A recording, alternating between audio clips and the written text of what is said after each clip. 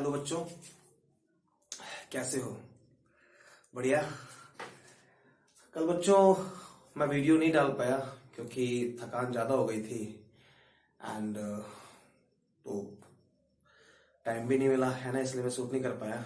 तो बच्चों आज हम लोग जहाँ हम लोगों ने लास्ट क्लास में छोड़ा था वहां से आज हम कंटिन्यू करेंगे। तो एक बार देख लो, कहाँ बताओ कहाँ पे छोड़ा था मैंने। चार्ज पढ़ लिया था बच्चों हमने। Very good. क्या होता है चार्ज बताओ? चार्ज बच्चों मैंने आपको पढ़ाया था कि charge is that intrinsic property of body that causes it to experience a force, right. बच्चों आपको मैंने चार्ज में पढ़ाया था कि आप अगर किसी बॉडी में चार्ज डेवलप करना चाहते हो तो एक बहुत ही बेसिक टाइप मैंने आपको बताया था कि for creating charge you have to rub two body with each other, right. ये आपने कल पिछले क्लास में पढ़ा था। और जो आपने एक कॉन्सेप्ट देखा था कि जब सरप्लस ऑफ इलेक्ट्रॉन होता है तो सरप्लस ऑफ इलेक्ट्रॉन के होने से नेगेटिव चार्ज डेवलप होता है, राइट। फिर आपने देखा था कि जब डिफिशियंसी ऑफ इलेक्ट्रॉन होता है तो डिफिशियंसी ऑफ इलेक्ट्रॉन के होने से पॉजिटिव चार्ज डेवलप होता है। ओके, ये आपने देख लिया था, ठीक है ना। उसके बाद आपने बच्चों क्वांटाइजेशन प्रॉपर्टी ऑफ चार्ज के बारे में स्टडी किया कि क्वांटाइजेशन प्रॉपर्टी ऑफ चार्ज में ये बात हमको पढ़ाया गया कि किसी भी बॉडी पे जो बच्चों टोटल चार्ज की वैल्यू होती है वो फंडामेंटल चार्ज की इंटीजर मल्टीपल में होती है। फाइन। फिर बच्चों आपको बताया गया कि फंडामेंटल चार्ज क्या होता है। फंडामेंटल चार्ज में आपको बताया गया कि fundamental charge is minimum possible value of charge. Alright, ये आपने पढ़ लिया। उसके बाद बच्चों आपने क्वांटाइजेशन प्रॉपर्टी ऑफ चार्ज पे कुछ क्वेश्चन लगा लिया, ठीक है बच्चों। चलो आज कंटिन्यू करते हैं अगली क्लास, ठीक है। ध्यान देना। देखो बच्चों, बच्चों की मेजोरिटी को देखते हुए, क्योंकि इस चैनल से जो बच्चे कनेक्टेड हैं तो मैक्सिमम बच्चे हिंदी माध्यम में कनेक्टेड हैं, तो कोशिश करते हैं बच्चों कि आज से हम जो यहाँ पे अपनी सीरीज कंटिन्यू कर रहे हैं वो मैक्सिमम हिंदी भाषा में रहें। जो हमारा क्वेश्चन रहेगा वो भी हिंदी भाषा में रखेंगे हम, ताकि बच्चे इजीली समझ सकें, राइट। एंड मेरी जो बच्चों स्टाइल ऑफ एक्सप्लेनेशन रहेगी उसको आप ध्यान से सुनना, बिकॉज थोड़ी इंग्लिश थोड़ी हिंदी से आपको घबराना नहीं है। मैं इतना आपको बता सकता हूँ बच्चों कि अगर आप मुझे पूरी तरीके से फॉलो कर रहे हो क्लासरूम में, यहाँ चैनल पर, अगर आप मुझे पूरी तरीके से फॉलो करते हो, मैं कैसे बोलता हूँ, मैं कैसे पढ़ाता हूँ, मेरा जो मटेरियल है मैं जो आपको प्रोवाइड करा रहा हूँ, राइट। तो अगर आप मुझे पूरी तरीके से फॉलो करते हो, मेरी पढ़ाई हुई चीजों को अगर आप रिवाइज करते हो, रेगुलर बेसिस पे वीडियोस देख रहे हो या क्लासेस कर रहे हो, जितना भी कंटेंट हमने करवा दिया कुछ भी आपका छूटा नहीं है, तो बच्चों अपने ऊपर विश्वास रखो कि आप लोग एकदम सही ट्रैक पे जा रहे हो, आप लोग एकदम सही प्लेटफॉर्म पे हो। एंड अगर आपने कंटिन्यूअसली इस सीरीज को बच्चों कंटिन्यू रख दिया ना, अगर आप लोग आने वाले टाइम में अपने आप को इसी तरीके से डिसिप्लिन्ड वे में आगे बढ़ाते चले गए तो बच्चों आप बहुत अच्छा करोगे, इसका विश्वास रखना। बस जैसे आप लोग पढ़ाई कर रहे हो, क्योंकि अभी देख रहे हो आप पहला दूसरा चैप्टर आप इसी पे हो, तो आप जैसे पढ़ाई कर रहे हो इस चीज को आप इसी तरीके से और बेटर तरीके से आप फ्यूचर में कंटिन्यू करो, राइट। सो बच्चों आज हम लोग कुलाम्स लॉ पढ़ते हैं। कुलाम्स लॉ से पहले मैं आपको method of charging a body थोड़ा बहुत बता देता हूँ, ठीक है। फिर कुलाम्स लॉ की बहुत ही जो बेसिक थ्योरी है वो आपको बताता हूँ, क्योंकि कुलाम्स लॉ कुछ ज्यादा मतलब थ्योरेटिकल उसका कुछ उतना बड़ा कॉन्सेप्ट है नहीं, तो और बेसिक आपको कुलाम्स लॉ आता भी होगा, बहुत सारे प्लेटफॉर्म से आप पढ़ सकते हो, है ना। अगर आप कोई आउटसाइडर हो देन डेफिनेटली आपने कुलाम्स लॉ पढ़ा होगा, बहुत ही बेसिक बातें होती है कुलाम्स लॉ के अंदर, ठीक है बच्चों। तो कुलाम्स लॉ की बेसिक थ्योरी पढ़ा करके आज हम बच्चों क्लास में न्यूमेरिकल्स करेंगे, राइट। तो जुड़े रहना लास्ट तक, स्टार्ट करते हैं बच्चों, ठीक है। थैंक यू, ध्यान देंगे बच्चों, ठीक है। देखिए तो जो सबसे पहले हम लोग जो पढ़ेंगे ना आज, सबसे पहली चीज मैं आपको बता देता हूं, ठीक है। Method right of charging a body, method of charging a body, ठीक है बच्चों। इसका मतलब हो गया कि अगर किसी बॉडी को चार्ज करना है, अगर किसी बॉडी में चार्ज डेवलप करना है, अगर किसी वस्तु में बच्चों हमको आवेश उत्पन्न करना है, तो आवेश को उत्पन्न करने के लिए हमारे पास कितने तरह के तरीके होते हैं, उन तरीकों की बात बच्चों अभी हम यहाँ पे करेंगे, ठीक है। तो कॉम्पिटेटिव एग्जाम के लिए कुछ खास बड़ा सिग्निफिकेंट नहीं है, लेकिन बोर्ड एग्जाम में इस तरह के क्वेश्चंस कभी कभी शॉर्ट टाइप में बच्चों आ जाते हैं, तो ध्यान से पढ़ना, ठीक है क्या बता रहा हूं मैं। देखिए बच्चों, आवेश को उत्पन्न करने के तरीके में बच्चों बेसिकली 3 फंडामेंटल मेथड बताए जाते हैं। जो सबसे पहला बच्चों मेथड होता है ना, वो होता है घर्षण से। हिंदी में है ना बच्चों, लेट्स एंजॉय, ध्यान देंगे। पहला है घर्षण से, ठीक है, घर्षण से। और जो घर्षण से को हम बोलते हैं by friction method, right. So this is our first method of producing charge, alright, घर्षण से। बच्चों इसको हम बोल सकते हैं, ये जो है ना हमारा, ये डायरेक्ट कांटेक्ट मेथड भी हो गया। डायरेक्ट कांटेक्ट मेथड का मतलब हो गया स्पर्श करा के, है ना। ऑब्वियसली जब हम फ्रिक्शन करवाएंगे तो 2 बॉडी स्पर्श करेगी तभी तो फ्रिक्शन करेगी ना, अलग अलग कैसे फ्रिक्शन करेगी, नहीं कर सकती, है ना। तो घर्षण से। और जो बच्चों अपना दूसरा हो गया अपना चालन से। चालन से बोले तो bye conduction, right, bye conduction. चालन से का मतलब बाय कंडक्शन। ओके बच्चों, जो अपनी तीसरी मेथड है, तीसरे मेथड का नाम है which is most important part, और इसी को हम आज थोड़ा सा अभी एक्सप्लेन भी करेंगे, स्थिर वैद्युत प्रेरण। स्थिर वैद्युत प्रेरण का मतलब होता है बच्चों electrostatic induction, right, static induction, electrostatic induction. तो these are some methods of charging a body.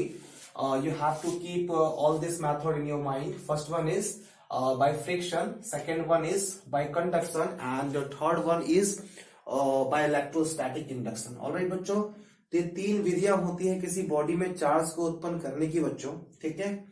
इसमें जो बच्चों आपका पहला मेथड है ना, आप याद करो जब मैंने आपको चार्ज एक्सप्लेन किया था पहले वीडियो में, अगर आपने नहीं देखा है वो वीडियो तो आप इलेक्ट्रोस्टैटिक्स के फर्स्ट वीडियो को जाके देखो। तो फर्स्ट वीडियो में मैंने जब चार्ज के बारे में समझाया था, तो वहां पे जो हमने चार्ज डेवलप किया था वो घर्षण से डेवलप किया था बच्चों, है ना। ओके, तो ये वही वाली मेथड होगी।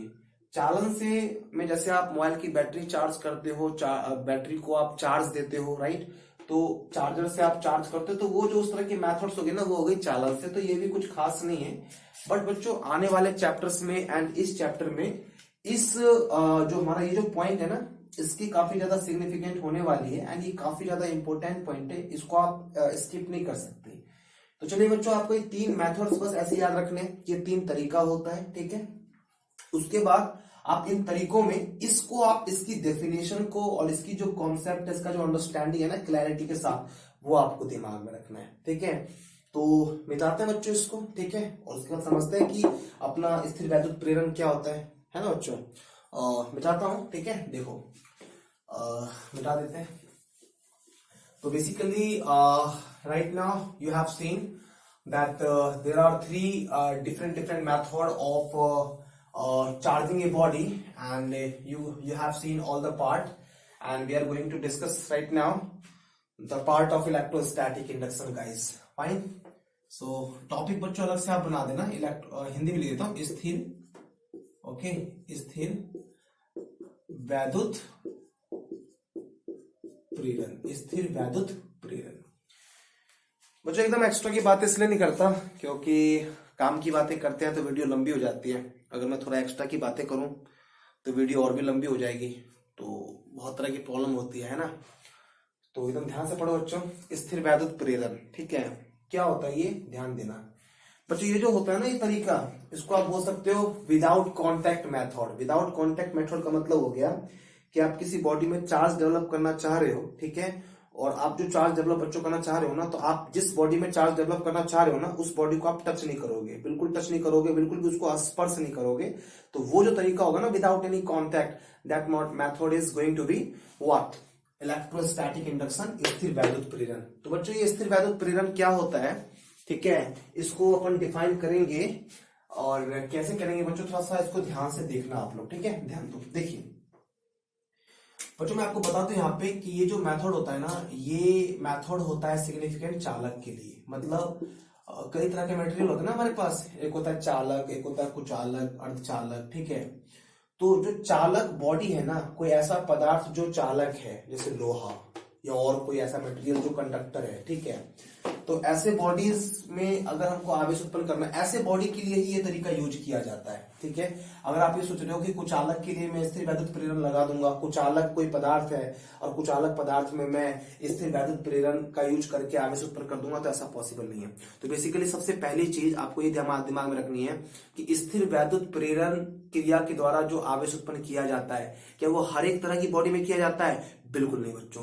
किस तरह की बॉडी में किया जाता है? चालक पदार्थ में, अर्थात स्थिर वैद्युत प्रेरण से आवेश उत्पन्न किया जाता है केवल और केवल किसमें? चालक पदार्थ में। बच्चों ये तो हम लोग दिमाग में रख देंगे, बट कारण क्या है इसका कि चालक में ही करते, कुचालक में नहीं करते, राइट? तो इसको आप थोड़ा सा समझना बढ़िया तरीके से, फिर स्किप करके बच्चों आगे बढ़ेंगे, है ना? ध्यान देना। देखिए बच्चों, तो चालक पदार्थ में इसलिए करेंगे बच्चों क्योंकि आपने पढ़ा है कि चालक विद्युत के चालक होते हैं, राइट? एंड चालक जो होते हैं ना बच्चों, उसमें क्या होता है कि उसमें फ्री इलेक्ट्रॉन्स होते हैं। फ्री इलेक्ट्रॉन्स का मतलब कि उसके चालक के अंदर जो एटम्स होते हैं, उन एटम्स के ऑर्बिट में जो इलेक्ट्रॉन होते हैं ना, वो लूजली बाउंड होते हैं। लूजली बाउंड का मतलब वो फ्री होते हैं, अगर उनको हल्की सी भी एनर्जी मिल जाती है ना, तो वो उसमें मूव कर सकते हैं। बट कुचालक की बच्चों बात करोगे तो कुचालक के एटम में जो ऑर्बिट होता है, उस ऑर्बिट के जो इलेक्ट्रॉन्स होते हैं बच्चों, वो टाइटली बाउंड होते हैं। और जब वो टाइटली बाउंड होते हैं तो क्या होता है बच्चों, आप उसको एनर्जी दोगे ना, तो वो इलेक्ट्रॉन अपने एटम को छोड़ के बाहर नहीं निकलता जल्दी। इसलिए तो इलेक्ट्रॉन कुचालक में मूव कर नहीं पाता, आवेश मूव कर नहीं पाता, और धारा का प्रवाह नहीं होता है बच्चों। बट चालक में इलेक्ट्रॉन का प्रवाह होता है, आवेश का प्रवाह होता है। हम बोलते हैं उसमें धारा का प्रवाह हो रहा है। वो तभी होगा ना जब इलेक्ट्रॉन लेफ्ट राइट मूव कर पाएगा, वो फ्री होगा। तो लूजली बाउंड कंडक्टर मैटर में होता है बच्चों। तो हम यहाँ पे क्या करेंगे बच्चों, यहाँ पे हम क्या करते हैं कि यहाँ पे हम एक कोई डिस्चार्ज बॉडी लेते हैं। डिस्चार्ज का मतलब बच्चों, कोई चालक पदार्थ ले रहे हैं हम लोग, और ये चालक पदार्थ क्या है? अनावेशित है। क्या है बच्चों? ये अनावेशित है। अनावेशित का मतलब इस पे कोई चार्ज नहीं है। ठीक है, कोई चार्ज नहीं है। ओके, कोई चार्ज नहीं है इसमें। ठीक है, हमने क्या किया बच्चों, इसके बगल में हम लोग एक कोई चार्ज बॉडी ला कर रख देते हैं। ये बच्चों हमने इसके कॉन्टेक्ट में जो बॉडी लाया ना, वो आवेशित बॉडी लाया। बेसिकली मैं आपको स्थिर वैद्युत प्रेरण समझा रहा हूं। आपने क्या किया, आपने एक अनावेशित चालक बॉडी के सामने एक आवेशित पदार्थ को रख दिया है। चालक के लिए ही क्यों यूज करते हैं आपको बताया मैंने, क्योंकि कुचालक में इलेक्ट्रॉन टाइटली बाउंड होता है। अभी आपको पूरा समझने के बाद क्लियर समझ में आ जाएगा। देखो, ठीक है। तो बच्चों जैसे हम आवेशित, जैसे आवेशित में मैं मान लेता हूं कि इसमें जो अपना आवेश है ना, वो है plus plus plus plus plus. Clear है? Plus plus plus plus plus. Okay, तो बच्चों जैसे ही मैं इस अनावेशित के संपर्क में ये आवेशित लेके आऊंगा ना, तो ये जो आवेशित प्लस प्लस प्लस है, वो इसके अंदर तो बहुत सारे एटम्स रहे होंगे, बहुत सारे एटम्स रहे होंगे, है ना? बहुत सारे एटम्स रहे होंगे, बहुत सारे एटम्स रहे होंगे। तो उन एटम्स में जो इलेक्ट्रॉन्स है, इलेक्ट्रॉन नेगेटिव होता है बच्चों। तो चूंकि पता है कि चालक पदार्थ का बना हुआ है, और वो जो और चालक के अंदर जो एटम होते हैं, उसके जो इलेक्ट्रॉन होते हैं, वो लूजली बाउंड होते हैं, राइट? तो ये जो आपका प्लस प्लस चार्ज है ना, जो आप इसके कांटेक्ट में लेके आए हो, ये जो धनावेश है, वो इसके एटम के अंदर उपस्थित, शब्दों पे गौर करना, ध्यान सुनना मैं क्या बोल रहा हूं। ये जो धनावेश है, वो इसके अंदर उपस्थित एटम के इलेक्ट्रॉन को अपनी ओर अट्रैक्ट करेगा, क्योंकि नेगेटिव होगा और ये पॉजिटिव है, अपनी ओर अट्रैक्ट करेगा। और वो इलेक्ट्रॉन अट्रैक्ट हो भी जाएगा बच्चों, क्योंकि वो तो लूजली बाउंड होता है। टाइटली बाउंड होता था ना, एकदम वो टाइटली बाउंड होता, ये इसको अट्रैक्ट करता, लेकिन वो हिलता ही नहीं अपनी जगह से। बट ये तो लूजली बाउंड होता है। तो लूजली बाउंड होता है बच्चों, इसलिए जब ये पॉजिटिव उसके नेगेटिव को, इलेक्ट्रॉन को अपनी ओर अट्रैक्ट करता है ना, तो वो अट्रैक्ट हो जाता है।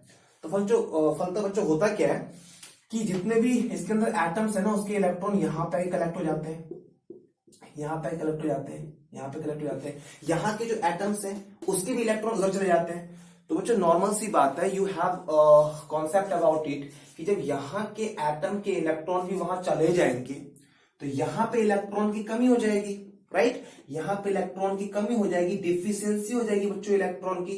And you know it guys, कि जब इलेक्ट्रॉन की कमी होती है तो कौन सा चार्ज आता है? कौन सा चार्ज आता है? धनावेश आता है बच्चों। तो यहाँ पे धनावेश उत्पन्न हो जाता है, यहाँ पे धनावेश उत्पन्न हो जाता है, धनावेश बच्चों। इसलिए मैंने बोला था कि चालक के लिए अप्लाई होता है। सोचो ना, अगर यहाँ पे कुचालक होता तो कुचालक सिग्निफिकेंट होता है। ध्यान, तो मैं दोबारा बोल रहा हूं, चालक के अंदर जो एटम होते हैं, उस एटम की ऑर्बिट में जो बच्चों इलेक्ट्रॉन्स होते हैं ना, वो लूजली बाउंड होते हैं, लूजली बाउंड होते हैं। हल्का भी एनर्जी मिलते हैं, अपना ऑर्बिट छोड़ के बाहर निकल जाते हैं, मस्ती करने लग जाते हैं। लेकिन कुचालक के अंदर जो एटम होते हैं, परमाणु होते हैं, उनके ऑर्बिट में जो इलेक्ट्रॉन होते हैं ना बच्चों, वो टाइटली बाउंड होते हैं, वो अपनी जगह से हिलते नहीं है, नहीं हिलते। ये कुचालक की प्रॉपर्टी होती है। तो सोचो अगर यहाँ पे कुचालक होता तो ये धनावेश अगर फोर्स लगाता है इलेक्ट्रॉन पे, तो अब जिस एटम में जो इलेक्ट्रॉन है वो वहां से निकलता ही नहीं, वो तो टाइटली बाउंड रहता, तो ये वाला सिनेरियो क्रिएट नहीं होता बच्चों। ठीक है, तो इसलिए हमने बताया था कि ये जो क्रिया है ना, ये क्रिया केवल और केवल चालक में लागू होती है। क्लियर है बच्चों? तो ये हो गया। अब क्या करेंगे बच्चों, अब हमको हमारी रिक्वायरमेंट के अनुसार हम चाहते हैं कि यार इस बॉडी पे हमको ओवरऑल नेगेटिव रखना है, ठीक है, पॉजिटिव नहीं रखना हमको।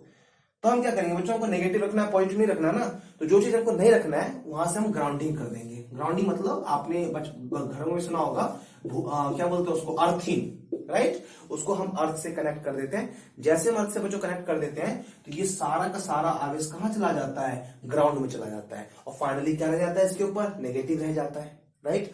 अगर बच्चों हमको ये करना होता है कि यार हमको धनावेश रखना होता तो हम ग्राउंडिंग यहां से कर देते हैं। तो बच्चों हम ऐसा करते हैं।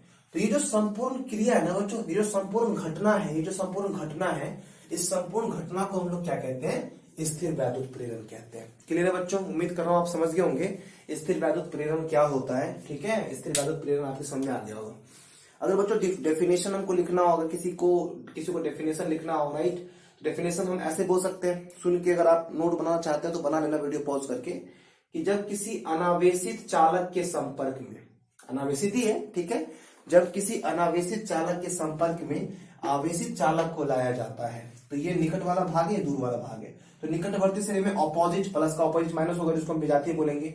फिर से मिलाओ बच्चों, जब किसी अनावेशित चालक के संपर्क में आवेशित चालक को लाया जाता है तो निकटवर्ती सिरे पर विजातीय आवेश उत्पन्न हो जाता है, दूरवर्ती सिरे पर, अभी वो तो ग्राउंडिंग कर दिया ना, नहीं तो वो तो था ही, दूरवर्ती सिरे पर सजातीय आवेश उत्पन्न हो जाता है, निकटवर्ती में विजातीय उत्पन्न हो जाता है, दूरवर्ती पर सजातीय उत्पन्न हो जाता है। इस भौतिक घटना को क्या कहते हैं बच्चों, स्थिर वैद्युत प्रेरण कहते हैं। तो बच्चों छोटा सा कॉन्सेप्ट था, समझाने में थोड़ा टाइम लग जाता है ना, तो आप समझ गए होंगे। ठीक है, तो कोई खास नहीं है बच्चों, इलेक्ट्रोस्टैटिक इंडक्शन स्थिर वैद्युत प्रेरण की क्या परिभाषा होती है, मैं ये मान के चल रहा हूं कि ये आपका हो गया कंप्लीट। ठीक है, अब जब भी कभी फ्यूचर में मैं इस पॉइंट की बात करूंगा कि स्थिर वैद्युत प्रेरण क्या होता है, तो मुझे लगता है कि आप लोग कंफ्यूज नहीं करेंगे एंड आपके अंदर बच्चों कॉन्फिडेंस रहेगा इस टॉपिक से रिलेटेड। एक बात बच्चों बता दो कि स्थिर वैद्युत प्रेरण चालक के लिए होता है कि कुचालक के लिए होता है? वेरी गुड, चालक के लिए होता है। बोलना वहां से सबको बोलना है, ऐसा नहीं कि आप क्लास में बोलते हो यहाँ पे नहीं। ठीक है, मैं पूछूंगा, मैं यहाँ वीडियो में बोल रहा हूँ, जब भी मैं यहाँ से कोई सवाल पूछता हूँ ना, तो जहां से आप वीडियो देख रहे हो आप आंसर क्या करो कि हाँ चालक के द्वारा, तो मैं सुन लूंगा बच्चों, मैं सुन लूंगा, है ना, मैं सुन लूंगा। ओके, तो स्थिर वैद्युत प्रेरण किसके लिए अप्लाई होता है बच्चों? चालक के लिए अप्लाई होता है। Very good. कोई बच्चा कोई कार्टून बोल रहा हो चालक के लिए अप्लाई होता है, तो वो देवता उसकी पूजा होनी चाहिए, है ना, डेफिनेटली पूजा होनी चाहिए। चालक के लिए अप्लाई होता है बच्चों।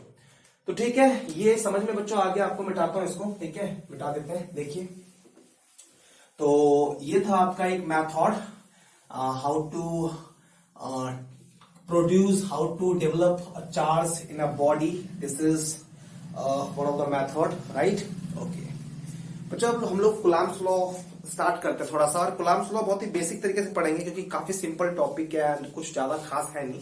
इस चैनल पे जो बहुत ही आसान पॉइंट रहेगा उसको हम छोड़ देंगे बच्चों, ठीक है, और जो थोड़े अच्छे अच्छे पॉइंट्स रहेंगे, क्योंकि आप अच्छे पॉइंट्स के लिए इस चैनल पे विजिट करोगे, राइट, एंड कोई भी कहीं से भी इस वीडियो को देखेगा, आप इस वीडियो को और लोगों तक पहुंचाओ। ठीक है, मैं चाहता हूं कि मैंने जो यहाँ पे फ्री ऑफ कॉस्ट मैं जो यहाँ ज्ञान बांट रहा हूँ, राइट, तो मैक्सिमम लोगों तक पहुंचे। ठीक है, काफी सारे लोग अच्छे तरीके से पढ़े बच्चों, क्योंकि जब कोई बच्चों पढ़ता है उसकी नॉलेज बढ़ती है, मैं देखता हूँ बच्चे के अंदर एक पॉजिटिव चेंज आता है ना बच्चों, तो मैं रियली दिल से बता रहा हूँ, मुझे बहुत अच्छा लगता है ना।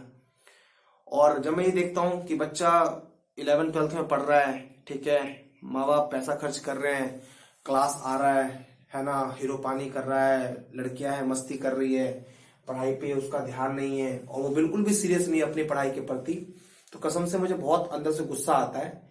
लेकिन बात यह है कि मुझे बच्चा पढ़ता है तो मुझे खुशी होती है, मैं उसको भी जाहिर नहीं कर सकता।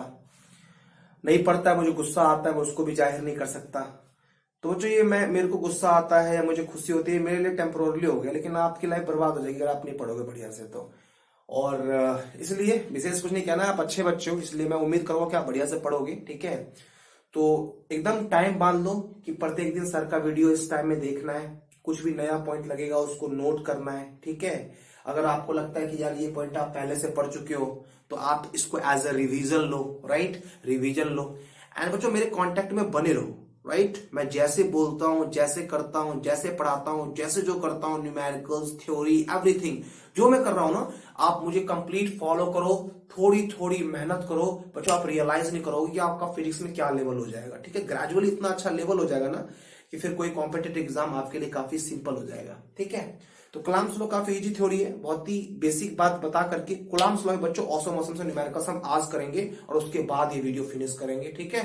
तो देखो बच्चों ध्यान देना, तो कुलाम्स लॉ टॉपिक है बच्चों। Let's start our Coulomb's law. Coulomb's law बोले तो कुलाम का नियम, ठीक है, कुलाम का नियम, ठीक है बच्चों। बेसिकली खत्म करते हैं जल्दी से इसको, काफी सिंपल पॉइंट है, राइट। कुछ खास उतना कॉम्प्लिकेटेड थ्योरी है नहीं है, ठीक है। देखो बच्चों ध्यान देना बच्चों, अगर आपने पहली वीडियो देखी है ना, तो पहली वीडियो में मैंने आपको बताया था कि फर्स्ट टाइम एवर 1685 में बच्चों न्यूटन जो साइंटिस्ट थे उन्होंने बताया था। आप एक बार वीडियो देख के आओ, ठीक है, आपको पता चलेगा। फर्स्ट वीडियो में मैंने बताया है कि न्यूटन साइंटिस्ट थे, उन्होंने बताया था कि दो बॉडी के बीच में एक अट्रैक्टिव फोर्स लगता है, that is nothing but force of gravity, right. That means एक ग्रेविटेशनल फोर्स लगता है, गुरुत्वाकर्षण बल लगता है, and that force act between these bodies due to their mass, ठीक है। वो जो ग्रेविटेशन का फोर्स लगता है ना, वो इन बॉडीज के बीच में लगता है इनके द्रव्यमान के कारण। That means mass of this body, let's suppose m1, this body let's suppose m2, and they are some distance apart from each other, let's suppose that distance is r, ठीक है। तो द्रव्यमान दिया हुआ बच्चों, दूरी दी हुई है, तो according to Newton force of gravity between them can be calculated by this formula, F is equal to g m1 m2 upon r square, and you have studied this point in class 11th, right, class 11th and class 9th as well, okay. तो बच्चों ये है gravitational force निकालने का formula. और first video में मैंने आपको ये भी बताया था कि इन्हीं दोनों बॉडी के बीच में ड्यू टू देयर चार्ज, अगर इनमें कोई आवेश आ गया ना बच्चों, तो इन आवेश के कारण कुछ फोर्स भी लगता है। एक और फोर्स लगता है इलेक्ट्रोस्टैटिक फोर्स, और वो अट्रैक्टिव और रिपल्सिव दोनों तरह का हो सकता है।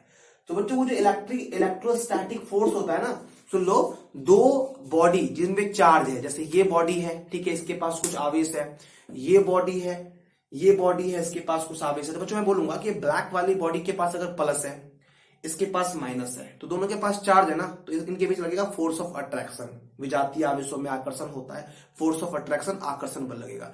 बच्चों अगर ये भी पॉजिटिव है, ये भी पॉजिटिव है, तो इनके बीच में क्या लगेगा, इनके बीच में लगेगा रिपल्सन, प्रतिकर्षण बल लगेगा। तो बच्चों अट्रैक्शन लगे चाहे रिपल्सन लगे, attractive electrostatic force due to unlike charge, right. विजातीय आवेशों के बीच में आकर्षण बल लगता है, सजातीय के बीच में प्रतिकर्षण लगता है। तो आकर्षण लगे चाहे बच्चों प्रतिकर्षण लगे, बल तो लगेगा ना।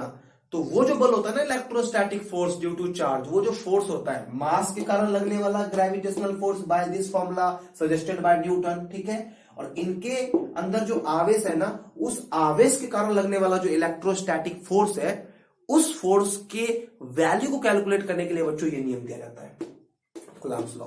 तो बिल्कुल सिमिलर जाएगा, जैसे यहाँ पे मास के गुणनफल के समानुपाती आपको पढ़ाया गया था। अगर आप अच्छे स्टूडेंट हो तो आपको पता होगा, क्लास 11th में आपने पढ़ा।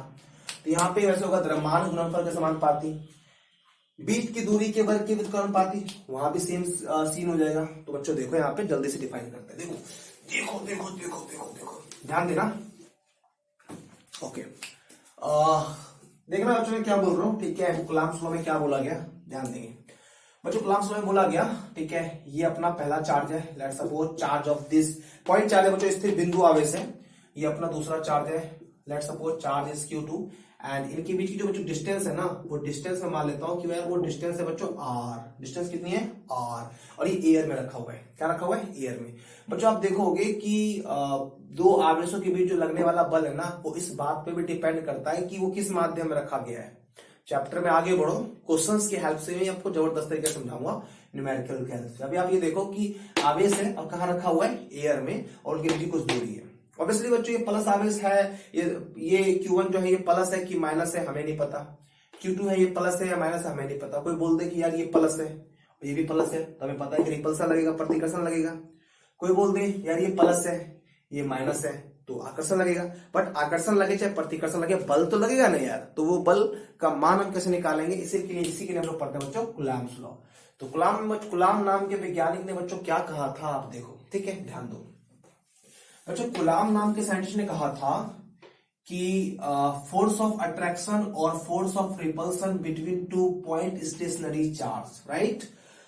Electrostatic force between 2 point stationary charge is directly proportional to product of magnitude of charges, right, and indirectly proportional to square of the distance between both. I mean to say बच्चों कि इनके बीच लगने वाला जो आकर्षणात्मक या प्रतिकर्षणात्मक बल होगा वो इन आवेशों के परिमाण के गुणनफल के समानुपाती। बच्चों परिमाण का मतलब होता है अगर आवेश है -5 कूलम तो हमको 5 लेना है, माइनस नहीं लेना, राइट। इन आवेशों के परिमाण के गुणनफल के समानुपाती तथा इनके बीच की दूरी के वर्ग के व्युत्क्रमानुपाती होता है, इसी को कूलम कहते हैं। अगर दोबारा सुनना है तो हल्का सा वीडियो को पीछे करो और दोबारा सुन लो। क्लास में मैं एक ही बात को 3 बार बोलता हूँ, यहाँ पे एक ही बार बोल दें काम चल जाएगा। दोबारा सुनना है दोबारा वीडियो देख लो या हल्का सा पीछे करो, दोबारा सुन लो, दिमाग में रहेगा, ठीक है। तो according to Coulomb, what has been told about this theory, I think Coulomb cleared this point that force between this point charge is directly proportional to product of magnitude of charges. This is our point number first, equation number 1। आवेशों के बच्चों इसको मैं थोड़ा simply कर रहा हूं यार, लंबा ज्यादा बड़ा नहीं करना। देखो उन्होंने कहा कि इनके बीच जो लगने वाला बल है ना, बल है वो क्या होता है, that is directly proportional to magnitude of product of magnitude of charge, that means Q1 into Q2। बच्चों यहाँ पे एक बात आप याद रख लेना कि आवेश प्लस में हो माइनस में हमको इस बात से मतलब नहीं है, हमको उसके परिमाण से मतलब है। जैसे +10 तो हमको 10 लेना है, -7 तो हमको 7 लेना है, ठीक है।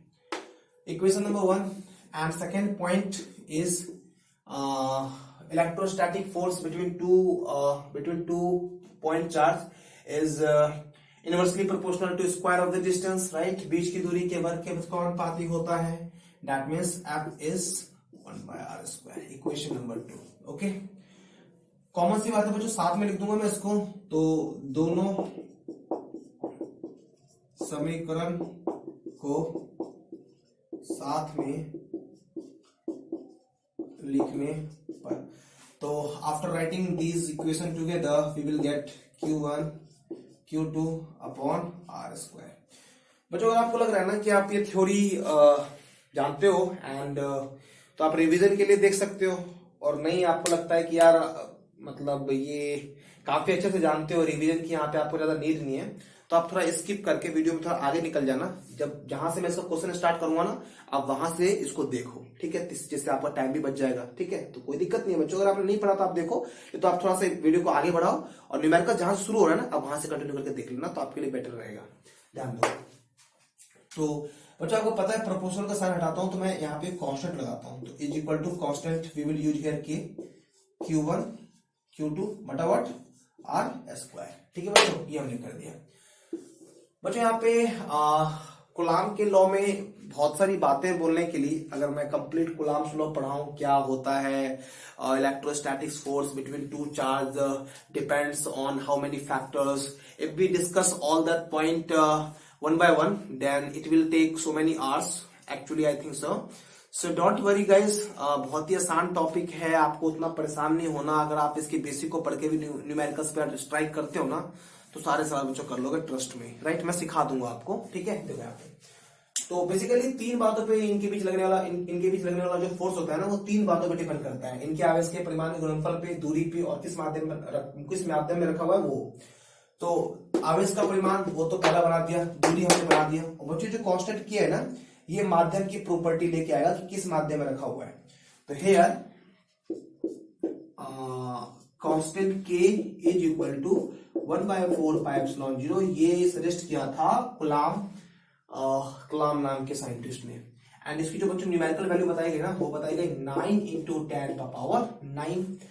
यूनिट निकाल लेंगे, यहां से निकाल लेंगे, आप निकाल के देख लेंगे, इसकी यूनिट होती है न्यूटन मीटर स्क्वायर पर coulomb square, right. So after putting the value of k 1 by 4 pi epsilon 0 instead of this one, then I can get this equation in this form also बच्चों.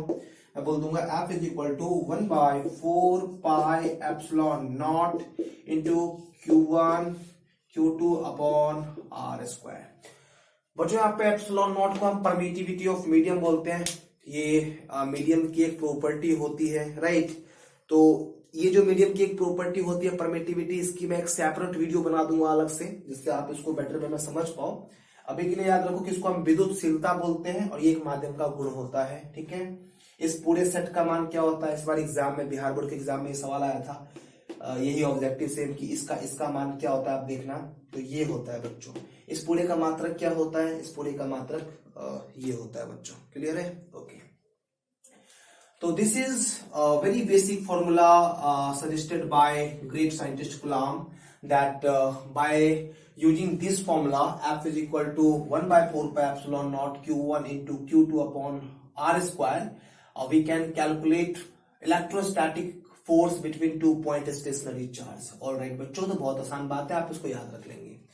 Casually बच्चों note में आप एक बात और याद रख सकते हो यहाँ पे कि हियर मैंने बताया ना, this is permittivity of medium. You can say here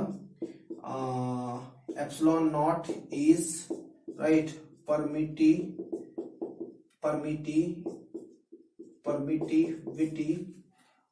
of free space. permittivity of free space, मुक्त आकाश की विद्युतशीलता होती है ये. And value of this permittivity is 8 इसका जो मान होता है वो होता है 8.85 गुणे 10 पावर माइनस 12. क्लियर है बच्चों. मात्रा के लिए पलट जाएगा, जस्ट पलट जाएगा, आप देख लेना. मात्रा हो जाएगा कूलम स्क्वायर प्रति न्यूटन प्रति मीटर स्क्वायर. ठीक है बच्चों. तो ये था वेरी बेसिक. मैं बिल्कुल इसको नहीं बोलूंगा कि काफी कॉम्प्रिहेंसिव है. कॉम्प्रिहेंसिव बच्चों ये हो सकता है, हम लोग क्लास में पढ़ते हैं. ठीक है. अब यहाँ यूट्यूब पे आप पढ़ रहे हो तो यूट्यूब पे आप इसके न्यूमेरिकल्स लगाओ, क्योंकि इसकी थ्योरी कुछ खास है नहीं. मैं न्यूमेरिकल्स पे फोकस कर रहा हूँ. मैं सोच रहा हूँ कि न्यूमेरिकल्स करवाऊं तो ज्यादा बेटर रहेगा. तो जिसको आप देख लो एक बार. ठीक है. कि क्या ये जिसका क्लास छूट गया था, जिसने कभी कूलम्स लॉ जिंदगी में देखा नहीं. ठीक है. बढ़िया से देखो कि how can we calculate electrostatic force between 2 point stationary charge, what kind of formula we generally use in order to calculate the force, right? So I think this is the formula, so I can erase it, and now we can attack on another numerical part regarding Coulomb's law. So guys be ready. हम लोग करते हैं coulomb के नियम पर आधारित कुछ जबरदस्त ऑसम से प्रॉब्लम. राइट. मिटाता हूं इसको बच्चों.